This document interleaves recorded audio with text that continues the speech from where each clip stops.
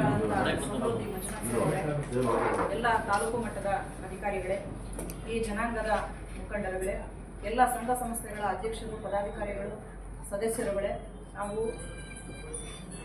ಸಿಬ್ಬಂದಿ ವರ್ಗದವರೇ, ಮಾಧ್ಯಮ ಮಿತ್ರರೇ, ಇವತ್ತು ಬಾಬೂಜಿ ಸರ್ ಅವರ ಜಯಂತಿಯನ್ನು ನಾವು ಆಚರಣೆ ಮಾಡ್ತಾ ಇದ್ದೀವಿ. ಒಬ್ಬ ಮಹಾನ್ ನಾಯಕರ ಜಯಂತಿಯನ್ನು ನಾವು ಆಚರಣೆ ಮಾಡ್ತಾ ಇದ್ದೀವಿ ಅಂದರೆ ಎರಡು ಉದ್ದೇಶಗಳನ್ನು ಇಟ್ಕೊಂಡು ಆಚರಣೆ ಮಾಡ್ತೀವಿ. ಅವರ ಸಾಧನೆಯನ್ನು ಮತ್ತೊಮ್ಮೆ ನಾವು ಸ್ಮರಿಸಿ ಜಗತ್ತಿಗೆ ಸಾರ್ತಕ್ಕಂಥದ್ದು, ಅವರ ಸಾಧನೆಗಳನ್ನು, ಅವರ ಆಶಯಗಳನ್ನು ನಮ್ಮಲ್ಲಿ ಮೈಗೂಡಿಸಿಕೊಂಡು ನಾವು ಜೀವನ ಮಾಡ್ತಕ್ಕಂಥದ್ದು. ಈ ಎರಡು ಆದರ್ಶಗಳನ್ನು ಇಟ್ಕೊಂಡು ನಾವು ಜಯಂತಿಯನ್ನು ಆಚರಣೆ ಮಾಡ್ತೀವಿ. ಯಾವುದೇ ನಾಯಕರ ಜಯಂತಿಯನ್ನು ಆಚರಣೆ ಮಾಡಬೇಕಾದ್ರೆ ಅವರು ಜಾತ್ಯತೀತ ನಾಯಕರಾಗಿರ್ತಾರೆ, ಅವರು ಸರ್ವಶ್ರೇಷ್ಠರಾಗಿರ್ತಾರೆ, ವಿಶ್ವ ಪ್ರಸಿದ್ಧಿ ನಾಯಕರಾಗಿರ್ತಾರೆ. ಅವರ ಒಂದು ಆಶಯಗಳ ದಾರಿಯಲ್ಲಿ ನಾವೆಲ್ಲರೂ ಕೂಡ ನಡಿಬೇಕು. ಬಾಬೂಜಿರವರು ಬಿಹಾರದ ಒಂದು ಸಣ್ಣ ಕುಗ್ರಾಮದಲ್ಲಿ ಜನಿಸಿದಂಥವರು. ಬಾಲ್ಯದಿಂದಲೇ ಹಲವಾರು ಅಸ್ಪೃಶ್ಯತೆಗಳನ್ನು, ಜಾತೀಯತೆಯನ್ನು ಮೆಟ್ಟಿ ನಿಲ್ಲಬೇಕು ಅಂತಕ್ಕಂಥ ಸದೃಢ ಮನೋಭಾವವನ್ನು ಬೆಳೆಸ್ಕೊಂಡವರು. ಅವರು ಬಾಲ್ಯದಲ್ಲಿದ್ದಾಗಲೇ ಒಂದು ಅಚಾನಕ್ಕಾಗಿ ಅವರು ಮನೆ ಕಳ್ಕೊಳ್ತಕ್ಕಂಥ ಪರಿಸ್ಥಿತಿ ಬರ್ತದೆ.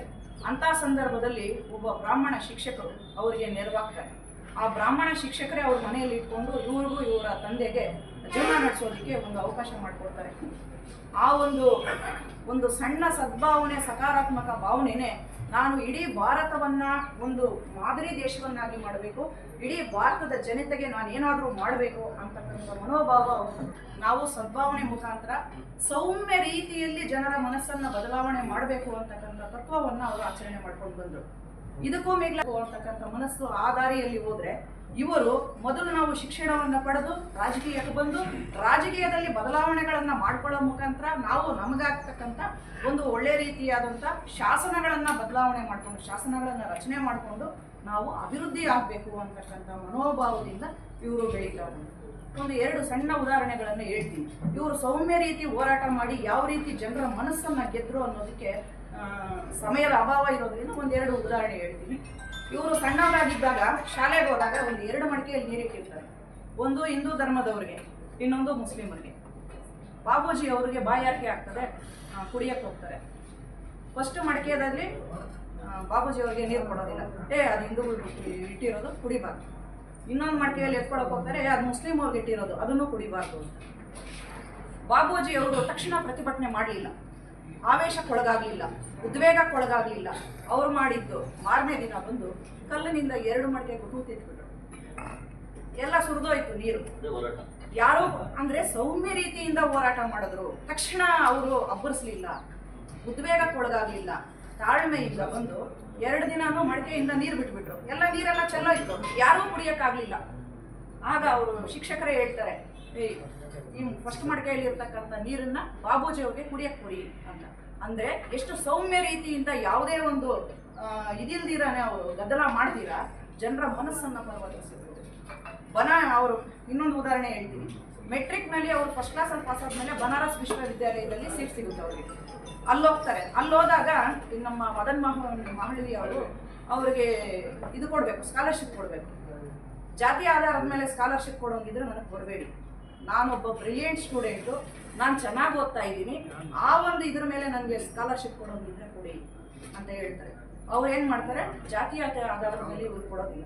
ಅಲ್ಲಿರೋಷ್ಟು ದಿನ ಇವರು ಒಳ್ಳೆ ಉತ್ತಮ ವಿದ್ಯಾರ್ಥಿ ಅನ್ನೋದ್ರ ಮೇಲೆ ಅವರಿಗೆ ಇದು ಸ್ಕಾಲರ್ಶಿಪ್ ಕೊಡಬೇಕು. ಸೊ ಆ ರೀತಿ ಒಂದು ಸೌಮ್ಯ ರೀತಿಯಲ್ಲಿ ಅವರು ಹೋರಾಟ ಮಾಡ್ಕೊಂಡು ಬರ್ತಾರೆ. ಕೃಷಿ ಕ್ಷೇತ್ರದಲ್ಲೂ ಕೂಡ ಅಪಾರವಾದ ಬದಲಾವಣೆಗಳನ್ನು ತರ್ತಾರೆ. ಈಗಿರ್ತಕ್ಕಂಥ ನಮ್ಮ ಒಂದು ಆಹಾರ ಧಾನ್ಯಗಳ ಕೊರತೆ ಬಿದ್ದಾಗ ಅವರು ಬೇರೆ ಬೇರೆ ರೀತಿಯಾದಂಥ ಗ್ರೋಮೋಟ್ ಕೊಟ್ಟರು, ಇಂಥ ಸ್ಕೀಮ್ಗಳೆಲ್ಲ ತೊಗೊಂಡು ಬಂದು ಯಾವ ರೀತಿ ಹೆಚ್ಚಿನ ರೀತಿಯಲ್ಲಿ ಆಹಾರವನ್ನು ಉತ್ಪಾದನೆ ಮಾಡಬೇಕು ಅನ್ನೋದ್ರ ಬಗ್ಗೆ ಇದು ಮಾಡ್ತಾರೆ. ಹಂಗಾಗಿನೇ ಅವರು ಹಸಿರು ಕ್ರಾಂತಿಯ ಹರಿಕಾರ ಅಂತಕ್ಕಂಥ ಒಂದು ಹೆಸರನ್ನು ಗಳಿಸ್ತಾರೆ. ಸೊ ಕಾರ್ಮಿಕರ ಸಚಿವರಾಗಿರ್ತಾರೆ, ಇದರ ಬದಲಾವಣೆಗಳನ್ನು ತರ್ತಾರೆ. ಕಲ್ಕತ್ತಾದಲ್ಲಿ ಗಿರಣಿ ಕಾರ್ಮಿಕರ ಒಂದು ಸಂಘಟನೆಯನ್ನು ಕಟ್ತಾರೆ. ಗಿರಣಿ ಕಾರ್ಮಿಕರು ಎಲ್ಲರೂ ಕೂಡ ಒಟ್ಟಾಗಿ ಇವರು ಹಿಂದೆ ಬರ್ತಾರೆ.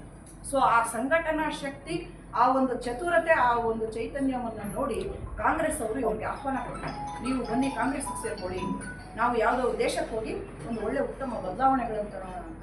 ಇವತ್ತಿನ ದಿನದಲ್ಲಿ ನಾವು 500 ಜನ 1000 ಜನನ ಸಂಘಟನೆ ಮಾಡೋದು ತುಂಬ ಕಷ್ಟ ಇದೆ. ಅವರ ಆ ಕಾಲದಲ್ಲೇ 50,000 ಗಿರಣಿ ಕಾರ್ಮಿಕರನ್ನ ಒಟ್ಟಾಗಿ ಸೇರಿಸಿದ್ರು, ಸಂಘಟನೆ ಮಾಡಿದ್ರು.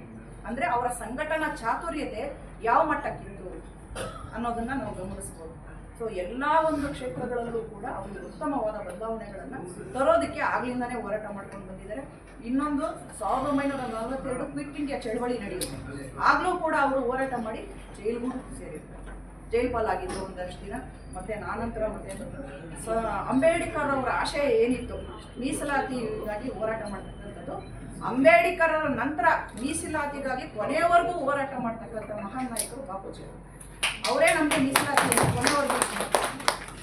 ಅಂಬೇಡ್ಕರ್ ಅವರ ನಂತರ ಬಹಳಷ್ಟು ಹೋರಾಟ ಮಾಡಿ ಅವಿರತವಾಗಿ ಶ್ರಮ ಪಟ್ಟು ನಮಗೆ ಮೀಸಲಾತಿಯನ್ನು ದಕ್ಕುವಂಗೆ ಮಾಡಿದ್ರು. ಸೊ ನಾವೆಲ್ಲರೂ ಕೂಡ ಒಂದು ಪ್ರಬುದ್ಧವಾದಂಥ ಸಂವಿಧಾನದ ಅಡಿಯಲ್ಲಿ ಇವತ್ತು ನಾವು ಇಷ್ಟೆಲ್ಲ ಸೌಲಭ್ಯಗಳನ್ನು ಪಡೆದು ಬದುಕ್ತಾ ಇದ್ದೀವಿ ಅಂದರೆ ಅದು ಬಾಪೂಜಿ ಸರ್ ಅವರ ಕೊಡುಗೆ. ಸೊ ಇವರ ಇನ್ನೂ ಹೇಳ್ತಾ ಹೋದರೆ ಇವರ ಸಾಧನೆಗಳನ್ನು ನಾವು ದಿನಪೂರ್ತಿ ಹೇಳ್ಬೋದು. ಅಷ್ಟೊಂದು ಸಾಧನೆಗಳಿದೆ. ಮಹಾನ್ ನಾಯಕರ ಒಂದು ಆಶಯಗಳನ್ನು ಮೈಗೂಡಿಸ್ಕೊಂಡು ನಾವೆಲ್ಲರೂ ಕೂಡ ಅವರ ಹಾದಿಯಲ್ಲಿ ನಡೆಯೋಣ ಅಂತ ಹೇಳ್ತಾ ನನ್ನ ಮಾತನ್ನು